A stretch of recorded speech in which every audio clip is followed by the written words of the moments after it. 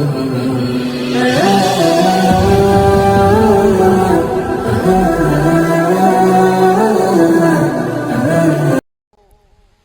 भी नमाज पढ़ाते ना तो किसी ताजर की दो बीवियों के बारे में दुआ मांगते।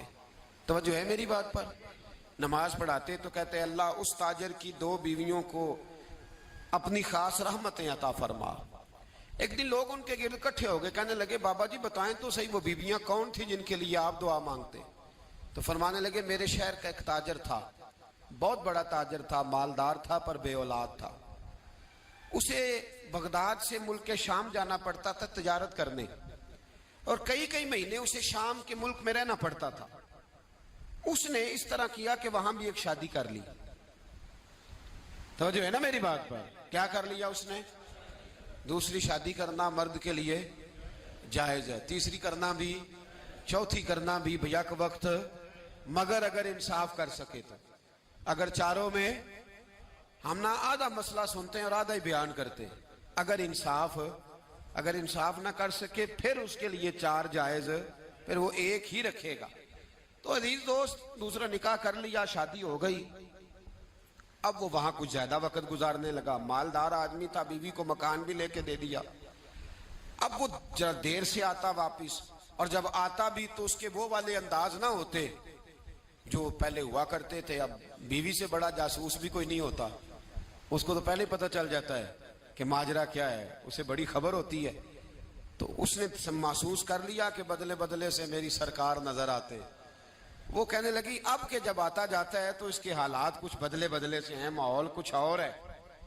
उसने एक बूढ़ा आदमी जो उसका अजीज भी था और समझदार भी था, उसको तैयार किया। कहने लगी अब के जब मुल्क के शाम जाए ना तो इसका पीछा करना और खबर करना कि कहाँ रहता है, कहाँ जाता है, क्या करता है। वो बूढ़े बुजुर्ग जो थे वो खातून के कहने पर कुछ उसने किराया भी दिया।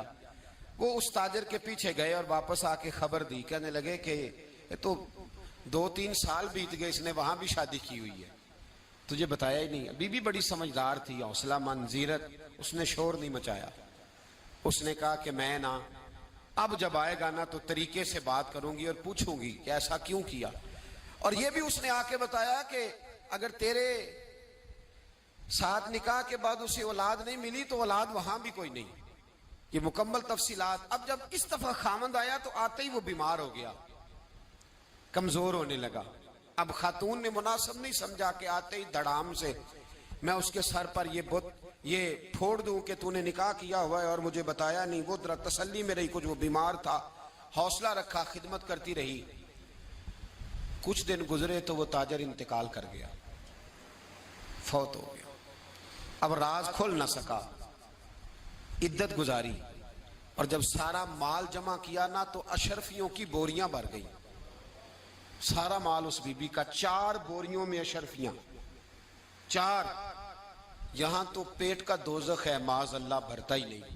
हाल में मजीद, हाल में मजीद। वो जो कहते थे ना कि बस बाहर चला जाऊं और बाहर मैं कुछ थोड़े से पैसे कमा के 2-3 साल में लौट आऊंगा, फिर यहाँ आके कोई कारोबार करूंगा, वो गए हैं तो वापिस नहीं आए। वो जो कहते थे ना बस मैंने इतना सा कारोबार करना है कि मकान बन जाए, उन्होंने 4 मकान भी बना लिए हैं, लेकिन ब्रेक, हल में मजीद की दौड़ है।